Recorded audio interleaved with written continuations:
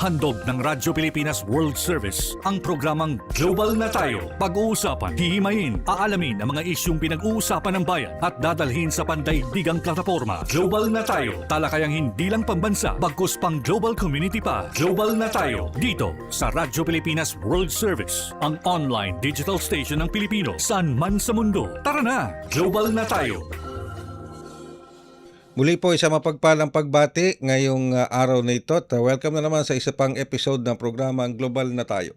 Ang programang Global na Tayo hatid po sa inyo ng Radyo Pilipinas World Service. Ang himpilang ito ay isa po sa mga himpilan ng Presidential Broadcast Service Bureau of Broadcast Services. Ako po inyong lingkod, Ray Sampang. Kasama pa rin natin ang ating Global na Tayo team, ang ating executive producer sa production, of course si Ms. Stephanie Vicente. Kasama pa rin natin as producer si Ms. Rizal Nanyong, sa Master Control si Susan Aison, and of course sa ating Wirecast si JP. Tayo po ay napapanood at napapakinggan live sa pamamagitan nating Facebook broadcast. Sa inyo pong mga Facebook browser, type lamang Radyo Pilipinas World Service. Ganyan din sa ating YouTube channel. Sa inyong YouTube channel, browsers, type lamang Radyo Pilipinas World Service. At sa iba't ibang panig ng mundo, tayo ay napapakinggan sa pamamagitan ng ating shortwave broadcast. Gamit ang ating mga shortwave frequencies, hatid ng ating mga shortwave transmitters sa tulong ng Voice of America. Ayan. And of course, hindi po magpapahuli dyan ang ating PBS e-box radio receiver app para sa ating live audio streaming. Sa inyo pong mga cellphone, iPhone man yan or Android, i-download nyo lamang ang PBS e-box radio receiver app. Ayan. Kamusta na po kayo ngayong araw na ito? How was your weekend? Kamusta po ang weekend? Pero nakuha, medyo may naantabayanan tayo, medyo masakit na naman sa bulsa ng bawat ordinaryong Pilipino. Dahil magtataas po na naman ang presyo ng mga produktong petrolyo. Diesel, lalong-lalo na, 10 piso o higit pa. 10 to 11 pesos per liter ng diesel. Samantalang sa gasolina is between 4 to 5 pesos. Ayon po yan sa mga DOE sources. Na maari pong magtaas na yan bukas. Martes. Yan. So, nakatakot-takot na mga protesta na naman, rally ng mga transport groups, mga strike ng mga transport group ang inaamba o ikinakasa bilang protesta dito sa pagtaas ng presyo ng produktong petrolyo, partikular sa diesel. Ngayon, bakit ito ganito na naman? Bumabalik na naman tayo sa dati sapagkat nagsimula na naman po kasing magkaroon ng problema sa Strait of Hormuz sa pagitan ng US at Iran at lumalala pa rin ang sitwasyon. Maigting pa rin ang palitan ng airstrikes ng magkabilang panig. Ang Iran kasi, ang ginagawa po ng Iran, bukod nagpapalipad dito ng kanyang mga missile, ng kanyang mga drone, tumatama sa iba pang mga Middle Eastern countries kung saan merong base militar ang Estados Unidos. At ngayon, medyo may problema na naman sa Strait of Hormuz dahil sarado, sasabihin ng Iran, sarado ang Strait of Hormuz, pero sinasabi ng US, hindi sarado ang Strait of Hormuz. The bottom line is, na-stuck na naman ang napakaraming mga cargo vessels na nagdadala ng mga milyon-milyong bariles ng langis, ng mga produkto na dapat napupunta sa international market sa mga bansa katulad ng Pilipinas at sa iba pang bansa na nakakaapekto sa global economy. Isa na po dyan yung pagtaas ng presyo ng produktong petrolyo. Alam naman natin, pag tumaas ang presyo ng produktong petrolyo, domino effect na po yan. Taas ang presyo ng mga pangunahing bilihin kasi logistics cost po ang pinag-uusapan dyan. Alright? So ayan nyo po, nakatutok po kami dyan sa mga kaganapan na yan. At kung di man natin makuha ngayong araw na ito ang Department of Energy, sa mga susunod pong araw, kukunin po natin ang DOE para malaman naman natin kung ano naman ang mga plano nila ngayon sa puntong ito na nagtataasan na naman ng presyo ng produktong petrolyo. Okay? Gayon din ang Department of Trade and Industry para masiguro naman po natin na maproteksyonan ang kapakanan ng ating mga consumer sa mga unscrupulous businessman, yung magsasamantala sa sitwasyon. Pero may good news naman tayo dahil ang pamahalaan ng gobyerno sa pamamagitan ng Uplift Assistance Program ng Marcos administration, magsisimula na po sila mamahagi ngayon ng 2,000 pesos cash assistance sa mga vulnerable sectors. Ano po, lalo na yung mga mahihirap natin mga kababayan. Unahin po yung mga beneficiaryo ng 4Ps, mamimigay din sa mga beneficiaryo ng walang gutom program, yung pong mga minimum wage earners, at marami pong iba na yung pong mga datos na yan, batay sa DSWD, kinuha rin nila sa datos ng Philippine Statistics Authority at sa mga umiiral na mga datos na ginagamit na ng DSWD. 2,000. Pero marami nagsasabi, 2,000? Sabi nga ni Stephanie Vicente at saka ni Drizzle Nanyong, 2,000? Saan pupunta ang 2,000? Di ba? Saan makakarating ang 2,000? Umiiling si JP, sabi niya, hindi niya alam kung saan makakarating ang 2,000. Di ba? Pero sabi nga nila, kay maliit o malaki, anumang tulong, malaking bagay na para sa ordinaryong mamamayan na kumikita ng minimum wage.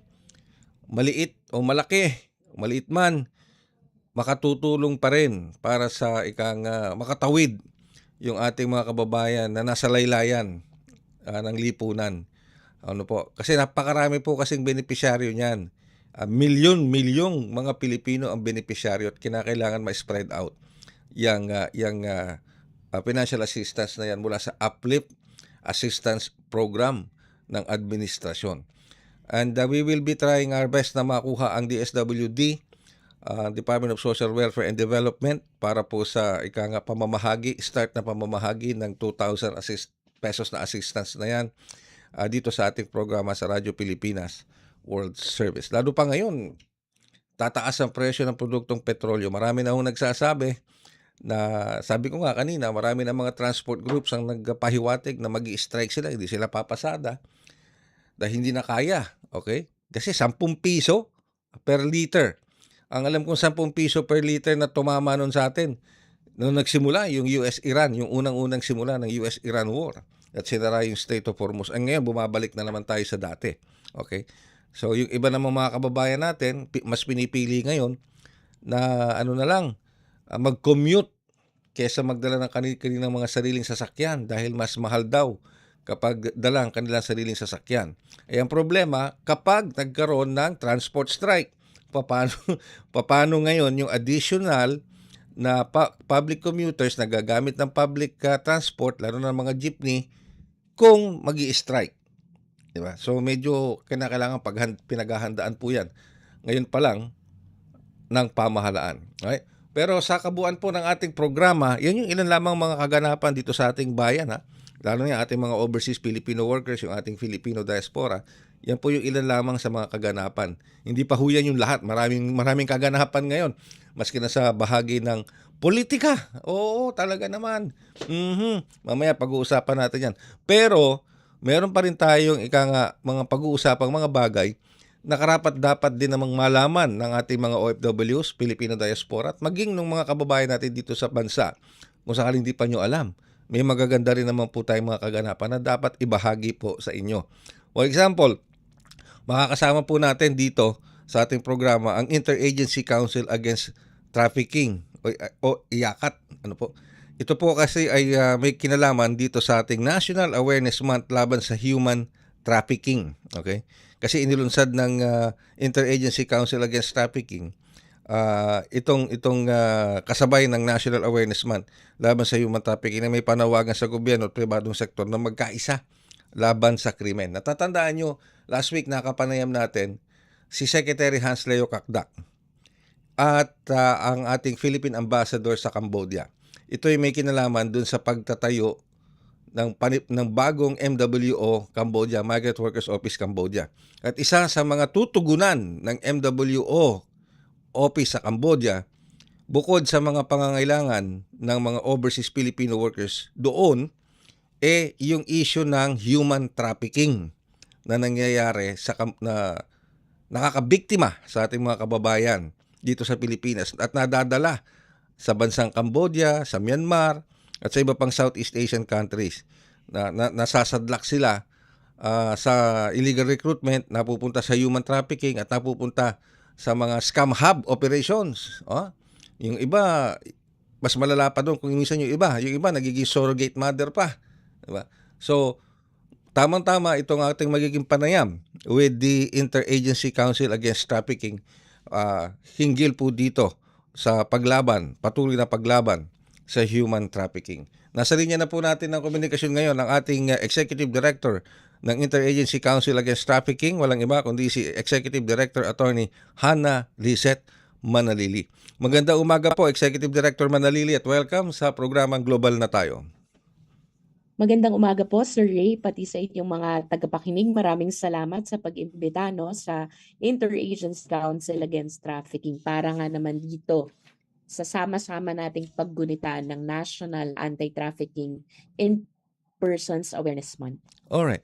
Executive Director Manalili, ayon po sa datos ng DSWD, 2,745 na kaso ng human trafficking noong 2025. Kung saan 1,723 babae, 753 ay lalaki. Ano po?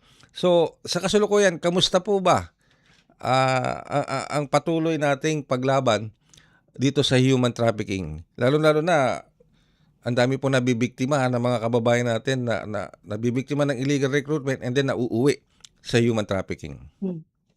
Yun nga, maganda yung nabanggit nyo, Sir Ray, kanina na nakapanayam nyo rin si Sec Hans Kakdak dahil isa pa rin sa nangunguna ngayon na kaso ng human trafficking ay yung may kinalaman sa mga kababayan nating nasasadlak sa exploitasyon at trafficking palabas ng bansa. So, naran yung ating mga overseas Filipino worker at considered talaga sila sa isa sa mga vulnerable sectors natin dahil sila nga naman nasa ibang bansa sila para maghanap ng kabuhayan, ng pagkakakitaan at sila yung mismong talagang tinatarget ng ating mga recruiter at trafficker.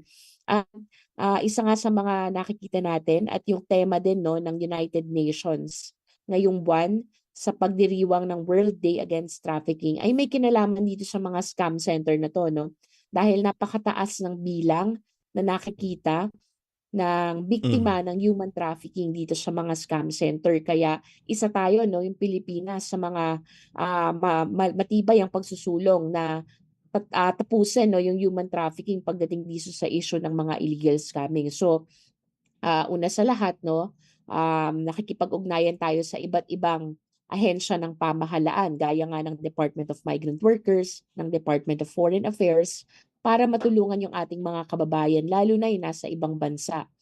Pangalawa, nakikipag-ugnayan din tayo sa CFO, Commission on Filipino Overseas para yung ating mga kababayan na sumusubok na pumunta sa ibang bansa o yung ating mga bahagi ng Filipino diaspora malaman din nila yung mga babala at hindi sila masadlak sa ganito.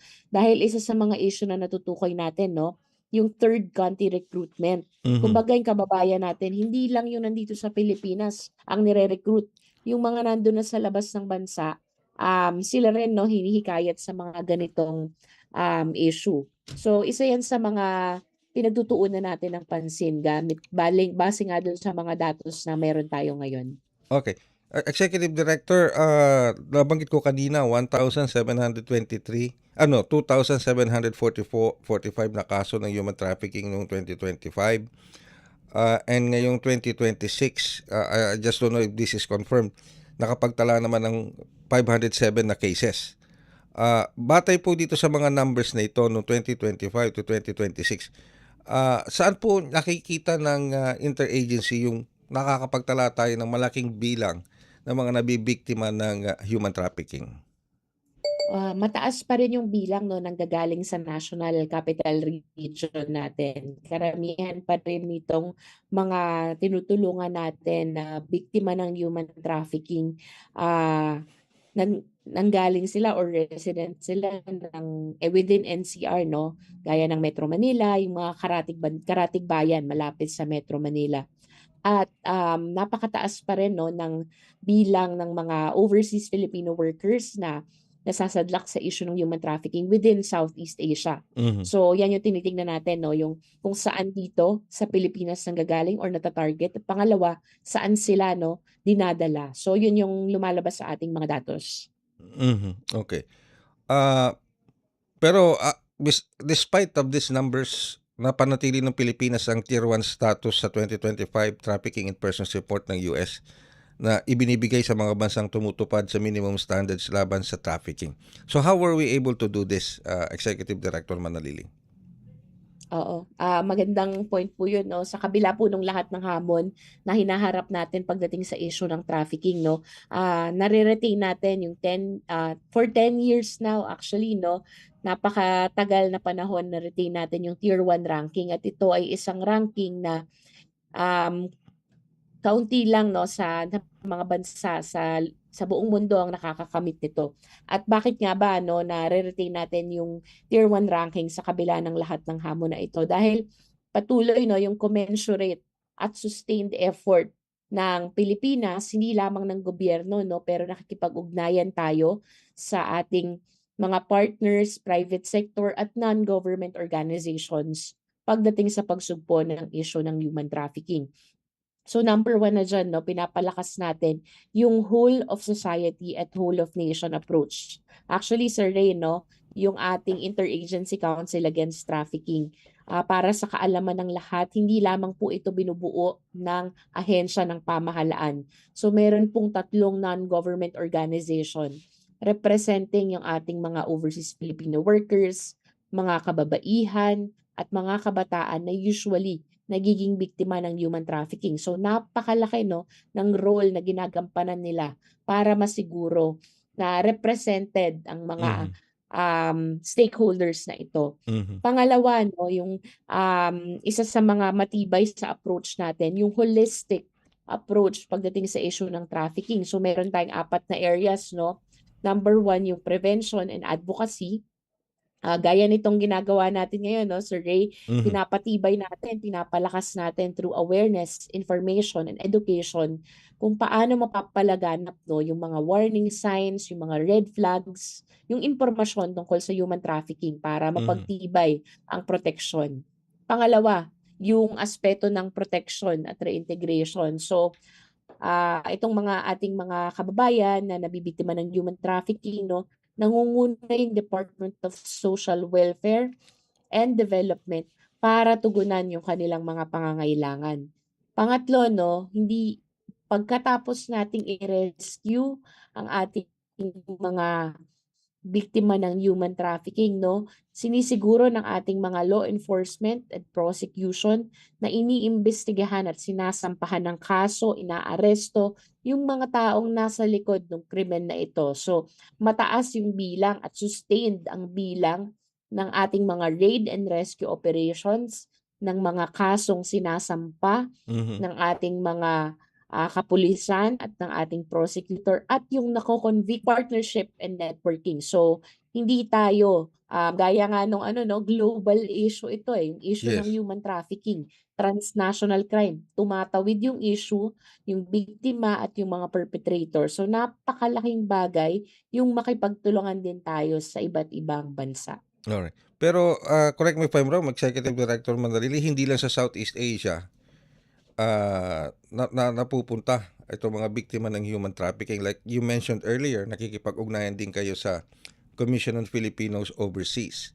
Ah, so meaning, may iba pang bansa na pumupunta o napupuntahan itong mga biktima ng human trafficking in the guise of, let's say, sabihin natin kunyari, makakapag-asawa ng foreigner, dadalhin sa bansa nung foreigner, pero magiging biktima ng human trafficking. May mga gano'ng sitwasyon po. Tama Sir Ray 'no, may mga gano'ng sitwasyon. So, hindi natutukoy lang natin 'no, yung Southeast Asia as, top destination sa ngayon nung mga karamihan sa ating mga kababayang nabibiktima ng illegal recruitment and human trafficking abroad. Pero marami pa ring mga ibang bansang natutukoy na nagiging destinasyon, gaya ng sa Middle East 'no, meron pa rin Mhm, yung ating mga kababayan at yan ngang nabanggit niyo 'no, yung mail order spouse Mhm. or yung bride, no? Isa yan Mhm. sa mga tinitingnan natin na form of trafficking kung saan pinapakita, no, na para bang may relasyon, Mhm. may pag-aasawa, pero pagdating, no, nagiging abused or exploited either for sex work, for domestic work, or any other form ng exploitation. So hindi talaga pamilya o asawang sinasapit ng ating mga kababayan, pero nagagamit sila, no, for exploitative purposes. At yun din, isa pa sa mga, yung iba pang mga na monitor natin na issues, no, meron pa rin yung mga issue ng sexual trafficking, tapos meron yung sa trafficking for illegal surrogacy, no? Karaniwan nito yung mga kababaihan natin na target para magluwal at mag-carry ng mga bata na binebenta Ayun, oo. sa iba. Mhm. Ayun, tapos nariyan pa rin yung issue ng organ trafficking. Actually, meron din yung mga na-exploit nga for this purpose at yung tech facilitated na trafficking. Mhm. Now, Executive Director Manalili, of course, ang Interagency Council Against Trafficking, ika nga, pinagdiriwang itong National Awareness Month laban sa human trafficking. At I believe ang tema natin for today o for this year ay iisang nasyon, iisang aksyon, tapusin ng human trafficking ngayon. So, paano po nyo isasagawa itong National Awareness Month laban sa human trafficking? Do you have lined up activities para po dito sa National Awareness Month? Yes, Sir Ray, yes, meron tayong mga naka-line up, no, na mga programa at kampanya para isulong. Actually, itong mensahe natin, no, na iisang nasyon, iisang aksyon tapusin ng human trafficking ngayon, bahagi na siya ng 5-year um, period campaign natin sa pagsugpo ng human trafficking at yung talagang advokasya natin, no, na hindi lamang responsibilidad ito ng pamahalaan, no, shared duty at responsibility natin 'to, at hindi lamang sa public service pero gano'n na rin sa private sector. Kaya naman this month, patuloy ang pagsasagawa ng iyakat ng information campaigns, advocacy activities at learning initiatives upang mas mapalawak ang kaalaman ng publiko tungkol sa trafficking prevention. So, masusundan, no, sa aming page, Iyakat Facebook page, yung mga line-up ng iba't ibang webinar Mhm. para magbigay ng impormasyon tungkol sa mga warning signs ng trafficking, mga bagong paraan ng panlilinlang, at kung paano makakatulong ang bawat isa sa pagpigil ng ganitong uri ng krimen. So, nagsasagawa kami ng serye ng webinars para talakayin yung mga napapanahong usapin tulad ng forced criminality, paggamit ng teknolohiya sa illegal recruitment at trafficking schemes, at responsableng paggamit ng AI sa Mhm. anti-trafficking efforts. Mhm. At panghuli, no, para tapusin itong pagdiriwang ng Anti-Trafficking Awareness Month, magkakaroon tayo ng trafficking summit sa iba't ibang NGO and private sectors. Nakalatag ito sa ilalim ng ASEAN Chairship ng Pilipinas as a side event. So, may mga talakayan na mangyayari tungkol dito sa issue ng trafficking. You mentioned, Executive Director Manalili, technology, AI. Papaano ngayon pumapasok itong mga social media platforms, itong, ika nga mga AI, Mhm. dito sa ika nga paghihikayat sa ating mga Mhm. kababayan, at the end, nagiging oo, nai-illegal recruitment sila at tapos, eventually magiging biktima ng human trafficking. So, ano yung mga bagong mga trends na ginagamit, ika Mhm. nga, nitong, mga sindikato, kung maituturing man natin na ito o itong mga grupong ito na nambibiktima sa ating mga kababayan? Ayun, 'no. So, lumalabas talaga dun sa ating datos, 'no, na nakuha rin natin sa salaysay sa mga biktima na karamihan sa kanila, 'no, hindi na nila nakita o hindi nila kilala yung kanilang recruiter or trafficker. Mhm. Nahikayat sila gamit yung online posts, online messaging, and kadalasan, 'no, yung delikado rin talaga, 'no, hindi na-identify kung sino ba yung person behind dun sa kausap nila. So, isa yun sa mga nagiging hamon 'no at issue. Pangalawa, base din sa active surveillance ng ating mga cyber monitoring team and unit at sa ating, surveillance ng ating mga kapulisan, marami tayong nakikita na mga posting 'no sa Facebook, TikTok, Mhm. nitong mga fraudulent, job orders or offers o kaya talagang meron din talaga 'no, tahasan talaga nakalagay dun. Gaya nitong pagbebenta ng bata, meron tayong mga insidente 'no, na nakikita sa Facebook groups. At yung online sexual abuse or exploitation materials, binebenta 'no, online sa mga group chat. So, talaga namang, nakikita natin kung paanong naaabuso yung paggamit ng teknolohiya para lumawak pa yung saklaw nung abuse and exploitation at nagkakaroon ng wider reach pagdating sa mga, biktima ng human trafficking. Kung dati 'no, Sir Ray, nakikita natin may concentration kung saan, may nata-target na biktima 'no. Ngayon Mhm. nationwide nakikita natin iba't ibang kababayan natin nata-target kasi nga 'no, na nare-reach sila through social media. Kaya yun 'no, nagbababala din tayo pagdating dun sa mga nakakausap ng ating mga kababayan. Baka peke ang account, mali impormasyon ang binibigay o Mhm. kaya, yung allocate na trabaho hindi lehitimo. So, mahalaga nun sinusulong din natin yung digital awareness, Yes. Mhm. para makapag-ingat 'no sa Mhm. ganitong issue. Hindi na lamang siya sa issue ng human trafficking, Sir Ray, 'no. Tingin ko dapat tayong lahat pagdating sa mga kung anong nakikita natin online o yung may kausap tayo 'no, dapat maging maingat tayo Mhm. dahil nga diyan sa issue ng paggamit at pag-abuso ng technology and social media. Alright, Executive Director, meron na pa tayong, nahuli, napakulong, napatawan ng parusa na mga sindikato o grupo, individual na nambiktima ng ating mga kababayan at, kinasadlakan, human trafficking. Opo, yes Sir Ray, marami 'no. Actually isa 'yan sa mga, dahilan or basehan kung bakit din tayo nabibigyan yung Tier 1 ranking 'no. Nakikita nila na hindi lamang kumbaga, raid, rescue operation, nakakapagsampa tayo ng kaso at napapatawan 'no ng parusa.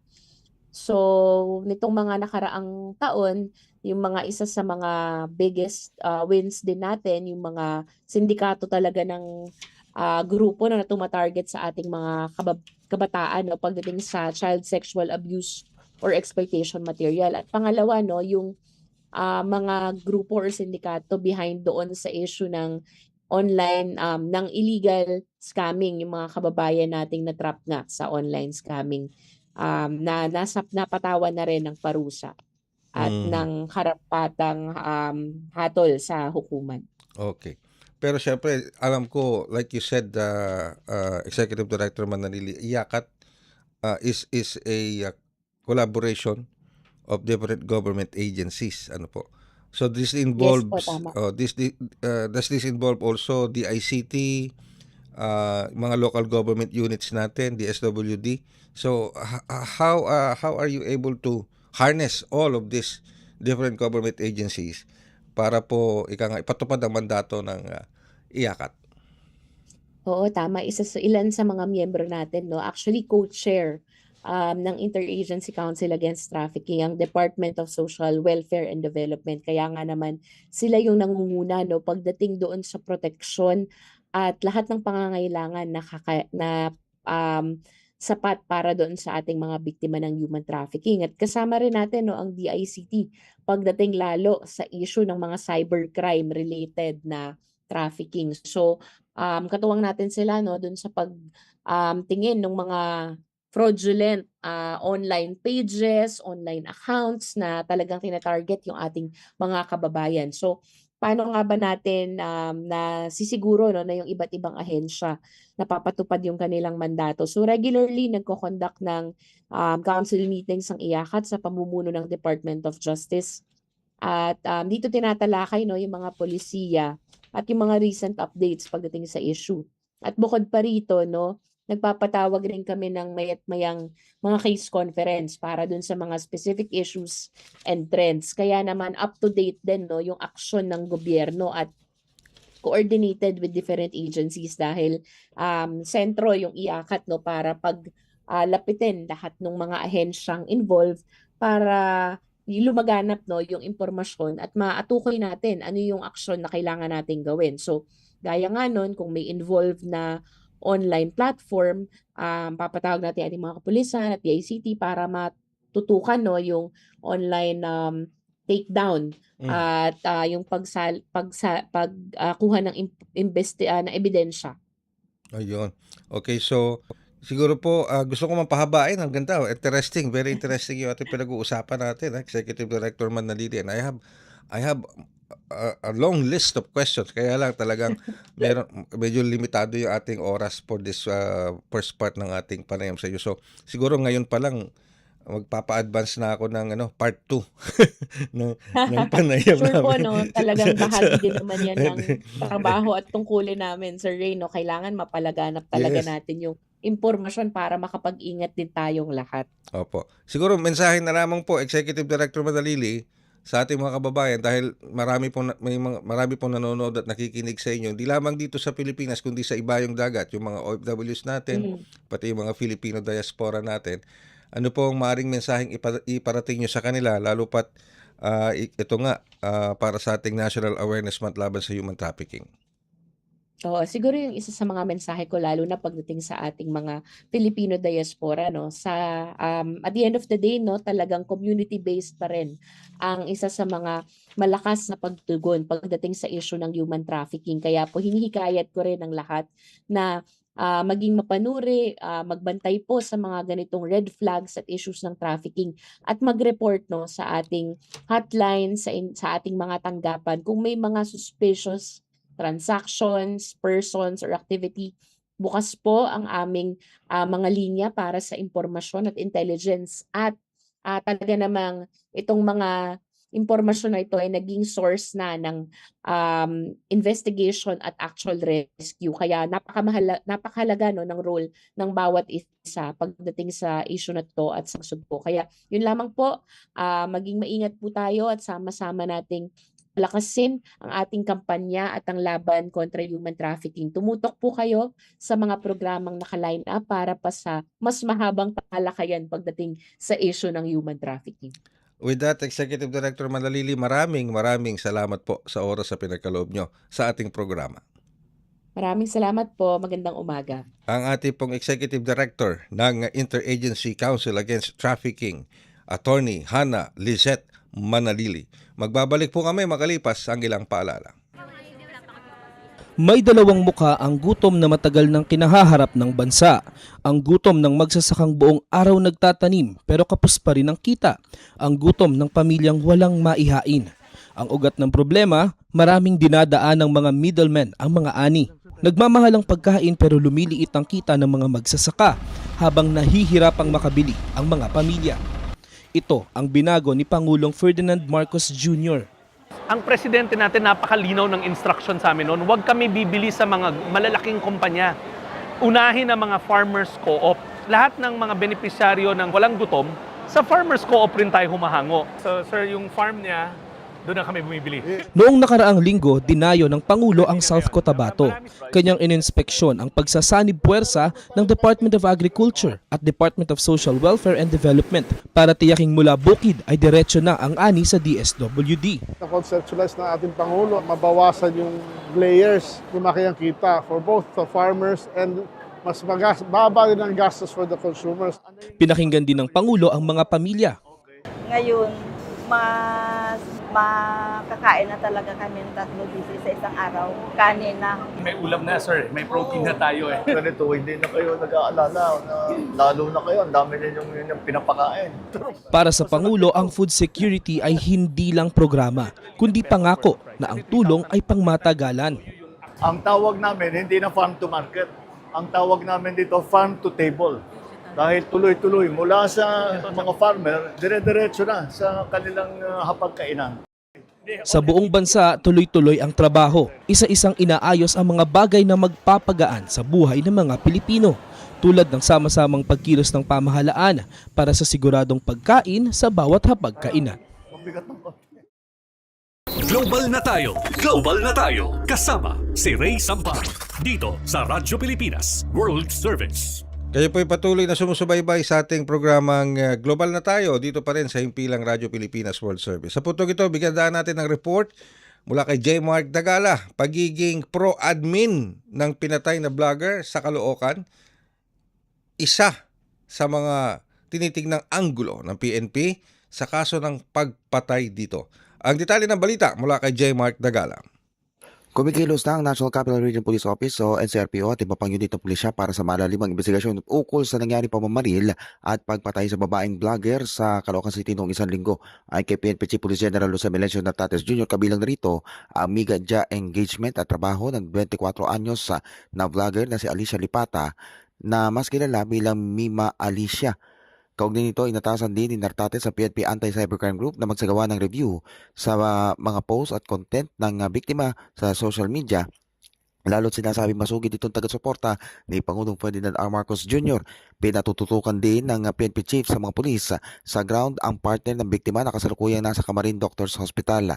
Una na sinabi ng Northern Police District na mayroon na silang person of interest, partikular na sa ang riding in tandem na bumaril sa dalawa sa tapat ng kanilang bahay sa Barangay 171. Nabatid na bagong salta lamang ang mga biktima sa subdivision kung saan sila naninirahan bago mangyari ang krimen. Para sa Bagong Pilipinas, si Mark Dagala, Radyo Pilipinas, Radyo Publiko. Yan ang report ni J. Mark Dagala dito sa ating programang Global na tayo. Sa puntong ito, nasa linya na po natin ang komunikasyon ng ating Foreign Affairs and Security Analyst. Walang iba kundi si Professor Lucio Blanco Pitlo III. Pag-uusapan natin itong Asian Foreign Ministers Meeting. Kasi dito sa Asian Foreign Ministers Meeting, mag-host po dito ang Pilipinas kasi we are Asian Chair ngayong taong ito. Lalo-lalo na sa paggunita ng ika-50 anibersaryo ng Treaty of Amity and Cooperation. Mula kahapon ito, July 19 at tatagal hanggang July 24 sa Maynila. At kumpirmado ang pagdalo ng 8 foreign ministers. Kabilang na dito si US Secretary Marco Rubio, China's Foreign Minister Wang Yi, yung Russia's Foreign Minister si Sergey Lavrov at Australian Foreign Minister Penny Wong at marami pang iba. Ano nito? Ano ba ang importance and relevance nito sa Pilipinas, sa atin? Bilang chair ng ASEAN for this year? At ano ba ang maaari nating asahan sa Foreign Ministers Meeting na ito sa kabila ng mga nangyayari ngayon sa buong mundo, yung yung geopolitical na nangyayari ngayon at yung global economy? How will this have an importance and relevance sa Pilipinas? Kasama po natin ngayon si Professor Lucio Blanco Pitlo III. Professor Pitlo, magandang araw pong mulit. Welcome back sa programang Global na tayo. Magandang umaga po, Ginoong Ray Sampang, at magandang umaga po sa lahat ng taga-subaybay ng inyong palatuntunan. Alright. Professor Pitlo, I'll go straight to the question. Kasi mag-host ang Pilipinas ng ASEAN Foreign Ministers Meeting, Post-Ministerial Conference at paggunita ng ika-50 anibersaryo ng Treaty of Amity and Cooperation. Mula kahapon nagsimula na ito tapos matatapos hanggang 24. Maraming mga foreign ministers ang darating mula sa US, China, Russia at iba pa. So, bilang isang Foreign Affairs and Security Analyst, ano po ang relevance at importance nito para sa Pilipinas? Philippines being the chair of ASEAN ngayong taong ito. Well, mahalaga itong darating na pagpupulong. Una kasi maraming nangyayari sa pandaigdigan at maging sa ating rehiyon, yung mga geopolitical developments, tumaas na naman yung presyo ng langis, kasi dahil nga dito sa problema dito sa yung patuloy, yung sa kabila ng ceasefire, patuloy pa rin tong exchange of fire sa pagitan ng Estados Unidos at ng Iran. Ngayong pupunta si Secretary Rubio ngayong linggo dito sa ating bansa, para irepresenta ang Estados Unidos. Mahalaga siguro alamin sa kanya kung nasaan na ang ceasefire agreement Mhm. at kung meron ba tayong inaasahan na mas durable na ceasefire Mhm. at kumbaga pang matagalan na solusyon dito sa sitwasyon dito sa gitna silangan kung saan marami tayong kababayan na nagkatrabaho at syempre doon din tayo kumukuha ng ating langis, no? Kaya malaking epekto niyan sa ating ekonomiya, sa una sa langis at pangalawa sa inflation, no? At syempre dahil tayo ang host ng ASEAN ngayong taon, maraming issue na bumabagabag sa ating rehiyon, no? Mhm. Kasama na dyan yung issue dito sa Myanmar. So i-expect din siguro natin na yan ay ilalatag sa agenda, no? Nagkaroon tayo ng 5-point consensus nung sa Jakarta, no? Ilang taon na, pero mukhang walang masyadong progress Mhm. doon sa aspeto na yon, no? Tapos nandyan din yung issue ng South China Sea, pupunta si Foreign Minister Wang Yi, so mainam na rin siguro na tanungin mula sa kanya yung ano na ang kumbaga state of affairs pagdating dyan sa usapin na yan at syempre dito sa Code of Conduct negotiations na nais natin sana i-conclude ngayong taon, no, under our chairmanship. Yes. At syempre yung iba pang foreign ministers ng mga mahalagang partners ng ASEAN, no, yung Russia nandyan, patuloy pa rin yung Russia-Ukraine war, no, so siguro maganda marinig natin mismo personal kay Russian Minister Lavrov, no, Mhm. kung ano na yung kumbaga yung trajectory at yung direction ng gera at Mhm. paano i-wind up, no? Paano nagkakaroon ba ng back channel o negotiation para kumbaga ay matigil na itong ilang taon ng gera na ito, no, sa pagitan ng Russia at ng Ukraine. Alright. Isa rin po sa inaasahan dito ay yung yung TAC o yung sinatabi na Treaty of Amity and Cooperation. Para sa mga kababayan natin po, marami ang hindi nakakaalam nito, Treaty of Amity and Cooperation. Would you know or could you enlighten us kung ano ba ibig sabihin ito, Treaty of Amity and Cooperation? Well, itong Treaty of Amity and Cooperation, isa ito sa foundational na treaty ng ASEAN, no, nung tinatag yung ASEAN. Isa to sa, kumbaga, parang batayan, no? Mhm. Nais natin na magkaroon ng rehiyon kung saan yung good neighborliness, no, sa pagitan ng mga magkakapitbahay at kung ano man ang diferensya ay pag-usapan at resolba sa pamamagitan ng mapayapang dialogo, no, at pag-uusap. No, at hinihikayat natin yung mga partners natin na kumbaga pagdating dito sa rehiyon na natin dito sa Timog Silang Asya ay respeto nila yung ating norms Mhm. and rules, no, and hopefully ASEAN bilang isang organisasyon ay kumbaga yung mga norms natin na gusto nating i-promote, no, sa ating mga partners ay kumbaga over time through continuous dialogue ay kumbaga ay ma-cultivate nila, no, or at least ma-accept nila na pag sila ay pupunta dito sa ating rehiyon ay observe nila itong mga norms na to. Mhm. Halimbawa na yung nuclear weapons free zone po halimbawa, no. Mhm. So kaakibat niyan na pag pupunta sila sa ating rehiyon, yung pag-proliferate ng teknolohiya na related sa nuclear ay hindi katanggap-tanggap sa ating rehiyon, no. Kaya nga kung titingnan natin yung 11 members ng ASEAN, no, wala ni isa dyan ang merong nuclear power capacity, no, at more so nuclear arms, no. So kasama yan sa mga norms natin na naisa na nating i-promote, no. Pero ngayon dahil sa tumitinding competition sa pagitan ng malalaking mga dambuhalang world powers, no, na apektuhan din siyempre yung ASEAN, no, at yung concern na baka maipit o kumbaga magkawatak-watak, ma-fragment yung ASEAN, magkampihan doon sa mga aliado nila o mga partners nilang mga major powers. So paano 'yun, Prof. Pitlo? Kasi ang alam ko isa sa mga pinupush ng ASEAN member states ay tinatawag na regional centrality. Okay? Can centrality also be discussed dito sa gaganaping ASEAN Foreign Ministers meeting for ASEAN? Well, mahalaga yung ano na yan, yung value ng centrality, no? Kasi nga dahil nga dito sa tumitinding competition sa pagitan ng great powers at syempre iba-iba rin kasi yung calculation ng 11 member states, no, pagdating sa security at economy, no? Iba-iba yung relation nila with major powers, no?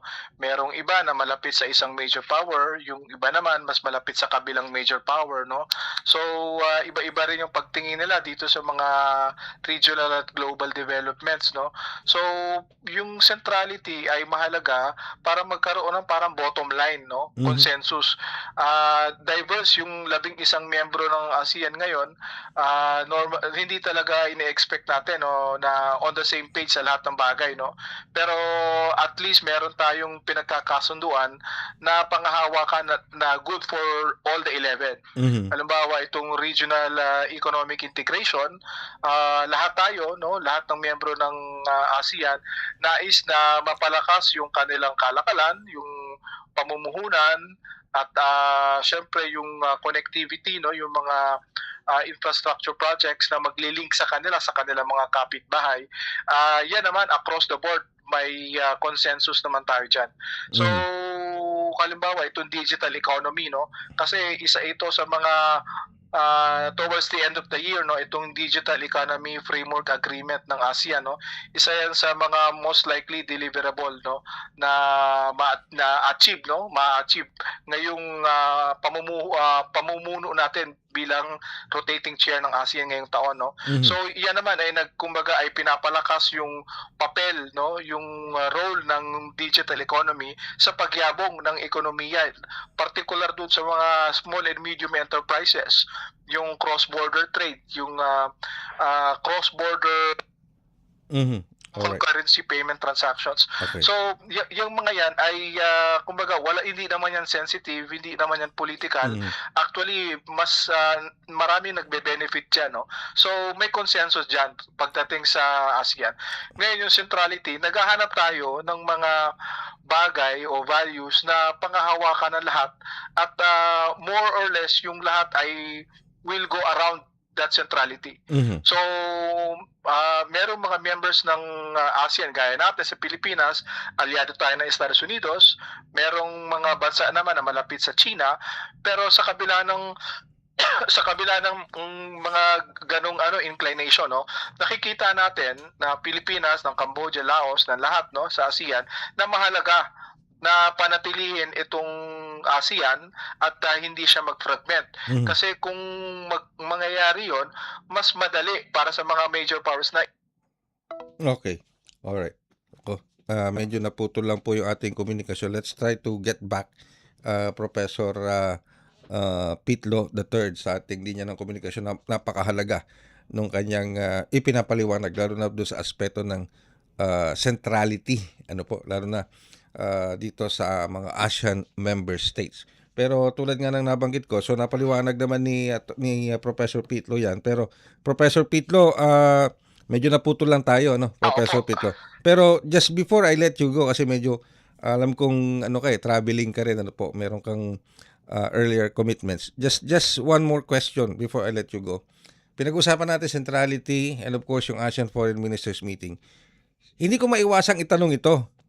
Baka mamaya lumabas dun sa Foreign Ministers Meeting itong ginawa ng China na AI, kung saan ginagawa nilang monkey ang mga Pilipino through an AI video. Hindi kaya lumabas ito? At ano bang reaction mo dito as a foreign affairs and security analyst? Well, sa palagay ko, hindi naman siya magiging isa sa main agenda siguro nitong paparating na Foreign Ministers Meeting, no? Kasi gaya ng nabanggit natin kanina, marami din yung global at regional issues na most likely tatalakayin panguna ng kasi nakalatag na yung agenda niyan. Pero hindi natin may sasantabi itong development na ito, no? Kasi nga syempre nangyari ito, I think a few days bago yung 10th anniversary ng arbitration ruling, no, yung South China Sea Award. At syempre umiigting yung tension sa pagitan natin at ng China, no, at dadalo si Foreign Minister Wang Yi, maaring ma-raise yan, no, kung magkaroon man siguro ng press con Kung sasagutin man yan ni Foreign Minister Wang Yi, hindi na natin alam, no? Pero palagay ko na express na rin ng ating mga opisyal, no, mula sa ating embahada sa China, yung ating kalihim ng depensa at yung kalihim ng ating kagawarang panlabas, nag-weigh in na rin, kumbaga nagpayag na rin ang kanilang dissatisfaction doon sa development na ito. Itong China Daily kasi media siya pero state-owned, no? So mainam siguro sa bahagi ng China na i-police, no, kumbaga i-regulate ng maigi yung ganito mga klaseng expression, no? Kasi while pwede namang sabihin na may freedom of expression, pero may within bounds yun, no? Kahit dito sa atin, no, isa tayong demokrasya, normal sa mga mamahayag, no, sa mga broadcaster na siguro magbigay ng kanilang opinion at kumbaga ipahayag yung kanilang komentaryo doon sa mga nagbabagang issue sa ating lipunan, pero may responsibilidad na kaakibat yan. So, itong state-owned media ng China, itong China Daily, na naglabas nitong AI-generated na video na ito, na very denigrating, no, derogatory, hindi lang sa particular na opisyal, no, kundi pa sa ating buong bansa, no? Kasi yung pagsasalarawan sa mga Pilipino bilang unggoy at parang lumalabas na parang minamanipula ng mga major powers, no, ng Estados Unidos halimbawa at ng Hapon, no? So hindi katanggap-tanggap at hindi siya kaaya-aya at hindi siya nakakatulong para kumbaga ay ma-improve yung medyo lumalala ng relasyon, no? At least yung verbal exchange, no, sa pagitan ng ilang leader natin at syempre kamakailan lang, no, na pinatawan ng sanctions ng China si Secretary Teodoro, tapos yung tension natin sa West Philippines si patuloy. So itong mga ganitong development hindi siya nakakatulong para kumbaga ay mapanumbalik, no, or ma-improve yung trust and confidence sa pagitan ng dalawang panig. With that, Professor Pitlo, maraming salamat po sa oras na pinagkaloob niyo sa amin as usual. We appreciate your in-depth perspectives on the matters being discussed. Thank you very much po, Professor Pitlo. Maraming salamat po, Ginoong Ray Sampag. Mabuhay po kayo at ang inyong programa. Ang ating pong Foreign Affairs Specialist and Security Analyst, Professor Lucio Pitlo III. Kami po yung magbabalik makalipas ang ilang paalala. Mabilis ang trivia, dagdag talino. Heto na ang Dagling Kaalaman. Alam nyo ba, sa mga PhilHealth covered cases, mayroon ng zero balance billing o no balance billing. Paano ito gumagana? Simple lang. Magpa-admit sa ward ng DOH accredited hospital. Ipakita ang PhilHealth ID o MDR, pati na rin ang government issued ID at admission documents. Dumiretso sa PhilHealth Help Desk para sa verification at processing. At paglabas mo ng ospital, covered na ng PhilHealth ang room and board, doctor's fees, lab tests, operating room, at gamot mula sa pharmacy. Layunin nito ay mas pantay, abot kaya, at tuloy-tuloy na serbisyong pangkalusugan para sa lahat ng Pilipino. Kaunting kaalaman na malaking dagdag talino. Abangan muli ang susunod na Dagling Kaalaman. Global na tayo. Kasama si Ray Sampag dito sa Radyo Pilipinas World Service. Sa pagpapatuloy po ng ating programa ngayong araw na ito, nasa 4 na Philippine registered vessels, lulan ang nasa 81 Pinoy seafarers, ligtas na nakalabas ng Strait of Hormuz ayon sa Department of Foreign Affairs. Ang balita hatid sa atin ni AJ Ignacio. Nakalabas na ang nasa 4 na Philippine registered vessels sa Strait of Hormuz kung saan naipit ang mga nasabing barko mula June 24 hanggang July 1. Ayon sa TFA, nasa 81 Pinoy seafarer ang kabuang tripulante ng mga nasabing barko at nakaalis na ito sa Hormuz at ligtas na sa anumang panganib. Dagdag pa ng TFA na balik normal na sitwasyon ng mga pamumuhay ng Pinoy seafarers at ang iba ay nagabay na ng kanilang bakasyon upang makasama ang kanilang pamilya at iba naman ay nasa barko pa upang ipagpatuloy pa ang kanilang contract of service sa kanilang mga manning agency. Patuloy naman ang pagmamonitor ng kagawaran sa iba't iba pa mga tripulanteng Pinoy na posible pang nasa loob ng kanilang mga barko sa Strait of Hormuz. Mula pa rin dito sa Department of Foreign Affairs para sa Bagong Pilipinas, AJ Ignacio ng Radyo Pilipinas, Radyo Publiko. Yan ang report ni AJ Ignacio. At ito po yung may kinalaman sa apat na Philippine registered vessels, lula ng nasa 81 Pinoy seafarers ligtas na nakalabas sa Strait of Hormuz ayon sa DFA. Now, susog po sa report na yan ang atin naman pong Overseas Workers Welfare Administration, lalong pinalakas po yung kanilang ugnayan sa International Mariners Management Association ng Japan para sa kapakanan ng ating mga Filipino seafarers. Pinangunahan po yan ni OWA Administrator PY Kaunan at ng ating OWA NCR Regional Director Maria Teresa Matet Capa yung pagtanggap sa mga delegasyon ng International Mariners Management Association of Japan. Okay? So alamin natin kung ano ba ang napag-usapan dyan at paano ito makakatulong para sa ating mga Filipino seafarers, lalong-lalo na dito sa patuloy nating pagtutok sa kapakanan at kaligtasan ng ating mga Filipino seafarers na hanggang ngayon naiipit pa rin sa loob ng Strait of Hormuz. Nasa linya na po natin ngayon ang ating pong OWA Administrator, Attorney PY Kaunan. Attorney Kaunan, magandang umaga pong muli at welcome back sa programang Global na Tayo. Magandang umaga, Sir Ray. Magandang umaga po sa lahat po ng sumusubaybay sa ating show. Na-miss ko na kayo, Sir Ray. Just the same, na-miss din po namin kayo, Administrator Kaunan. So, but before I go beyond dito sa mga questions natin, kamusta po ang pakikipag-ugnayan ninyo with the International Mariners Management Association of Japan? At paano ito makakatulong para sa ating mga Filipino seafarers? Alam niyo po, isa po itong follow-up meeting na po, no? Nauna po nating na-meet sila at nakasama noong pong pagbisita ng ating mahal na Pangulo nung Mayo sa Tokyo. Kasama po of course Secretary of the Department of Migrant Workers, Secretary Hans Kakdak, na pinulong po natin sa ating embahada ang iba't iba pong stakeholders ng ating pong mga seafarers sa Japan. At ito pong bumisita po sa atin, na imbitahan natin to check out our Seafarer Welfare Center na siya naman pong mandato ng OWA na itinayo. Alam niyo po, hindi ko alam kung alam po na ating mga kababayan, over 70% po ng mga seafarers, no, sa Japan ay Pilipino po. Wow. Ganun po karami, no? So, napaka-importante po nitong mga pagkakaibigan at partnerships natin, lalong-lalo na po sa mga employers ng ating po mga marino sa Japan. Okay, 70% ng mga seafarers sa Japan Pilipino. Ganun po karaki ang bilang, Administrator.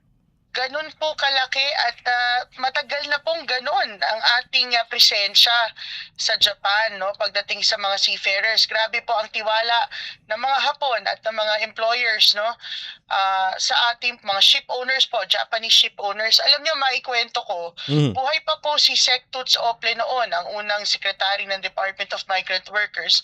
Noong unang pagbisita po ng ating Pangulo sa Japan, ako po undersecretary pa po noon ng Department of Migrant Workers, pinulong po mismo na no less than our president ang mga Japanese ship owners at po nagtungo rin ng Japan ang kanilang mga counterpart na manning agencies.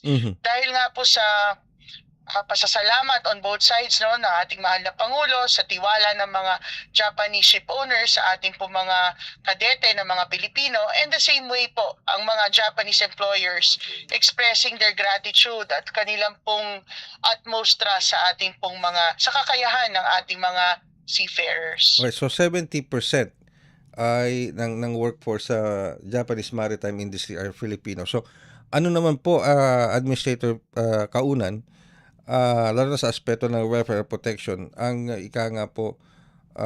bago o pwedeng asahan nitong 70% ng mga Filipino seafarers na ito na naging bunga ng inyo pong pakikipag-usap sa dito po sa International Mariners Management Association of Japan?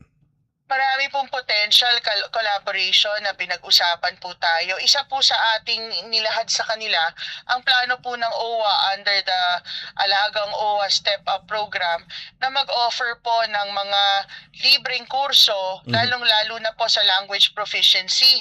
At hiningi ko po mismo personal sa kanila ang kanilang suporta para po magkaroon tayo ng Nihongo training para sa mga seafarers or doon naman ho sa mga kundi pa ho sila seafarers ay yung mga nagpaplanong pumunta ng Japan. So talagang napangiti po sila at talagang I can see their enthusiasm and interest in that collaboration at maaasahan ninyo, sinabi rin ho namin sa kanila na dito mismo sa Seafarer Welfare Center po natin sa may malapit po sa SM MOA ay doon po natin gagawin at sa iba pang pasilidad ng OWA itong Nihongo training.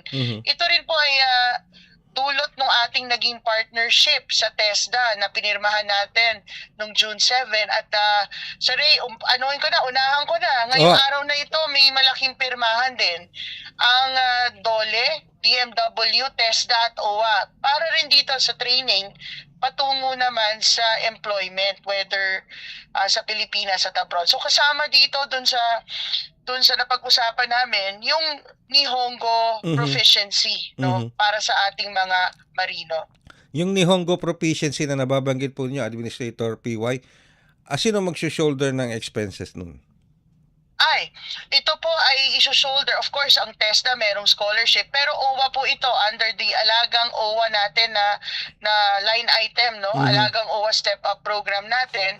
So, maaasahan po ng ating mga OFWs, lalong-lalo na po, ito po ay basic training, no? So, hindi pa ito yung, kumbaga, para makasimula, Sir Ray, sa pag-aaral, ay mag-i-invest ang OWA sa language proficiency ng ating mga OFWs, lalong-lalo na po yung nagpaplanong pumunta ng Japan. Wow, okay. Pero, Administrator, pinag-usapan natin dito Japan, di ba? Yung mga Filipino seafarers natin sa Japan. Pero, maisingit ko lang, Administrator, kamusta naman yung pagmamonitor ng OWA sa welfare ng ating mga Filipino seafarers dyan sa Strait of Hormuz na hanggang ngayon naipit pa rin?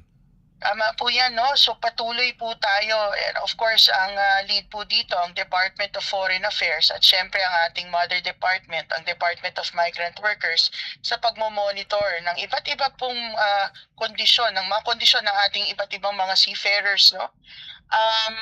And I think later, Sir Ray, meron kaming press briefing mismo ni Secretary Kakdak patungkol sa sitwasyon nga sa Strait of Hormuz. Kami naman po sa OWA tuloy-tuloy lamang ng pagbigay ng suporta sa kanila at lalong-lalo na po sa mga pamilya ng ating mga seafarers. No? Yung ating regional offices ay nakatutok din dito. So, sa ngayon ay we still continue to monitor and give the required assistance sa ating mga seafarers. Okay. Well, Administrator, gusto ko mampahabain itong ating panayam because we really missed you. Ano? Siguro hihingi kami ng extension ng interview na to panayam sa inyo sa mga susunod na araw. Maraming salamat po, Administrator Natandes. Meron pa ho kayong karagdagang pahabol na impormasyon na gusto nyo iparating sa ating mga kababayan? Tuloy-tuloy lang po tayo sa Sir Ray. Maraming salamat, no, again sa oportunidad na malahad ang mga programa at mga plano natin para sa ating mga kababayang OFWs. Pero ngayon pong araw na ito rin, as I said, may signing po tayo. Napaka-importante po nito dahil as of now po, over 11,000 na ang na-repatriate ng OWA at ng DMW at DFA para dito sa ating mga kababayan na galing sa Middle East po dahil sa tensyon, no? So mga over 11,000 na po yan. Kaya importante po yung magiging pirmahan mamaya. At ngayon ding araw na ito ay magbibigay ng briefing si Secretary Kakdak, ang mga opisyales ng DMW at ako po mismo tungkol naman po sa monitoring natin ng mga affected Filipino seafarers sa Strait of Hormuz. So, Sir Ray, maraming salamat at sa susunod sana ay mas matagal ang magiging kwentuhan natin. Itong susunod, ma'am, i-dedicate namin yung buong oras ng programa para sa inyo, sa OWA. marami kasing inahatid sa ating impormasyon at balita ang OWA sa pamumuno ni Administrator PY Kaunan. Hindi natin dapat ipagwalang bahala o isang tabi yung mga kaganapan na yan. Maraming salamat po, Administrator Kaunan. Maraming salamat po. Magandang umaga po. Ang ating pong OWA Administrator Attorney PY Kaunan. At sa pamamagitan po ng panayam natin sa ating OWA Administrator, tayo po magpipili na ng isa pang episode ng programang Global na Tayo. Muli po, sa ngalan po nila Steph Vicente, ni Drizzle Nanyong, ni Miss Susan Aison, ni JP. Ako naman po ang inyong lingkod, Ray Sampang. At tabayan ng mga susunod na programa ang ating English Service Platform, Dateline Malacanang, kasama si Mr. Leo Magpayo. Again, maraming salamat and stay safe. Handog ng Radyo Pilipinas World Service ang programang Global na Tayo. Pag-uusapan, hihimayin, aalamin ang mga isyung pinag-uusapan ng bayan at dadalhin sa pandaigdigang plataforma. Global na Tayo, talakayang hindi lang pambansa, bagkus pang global community pa. Global na Tayo, dito sa Radyo Pilipinas World Service, ang online digital station ng Pilipino saan man sa mundo. Tara na, Global na Tayo.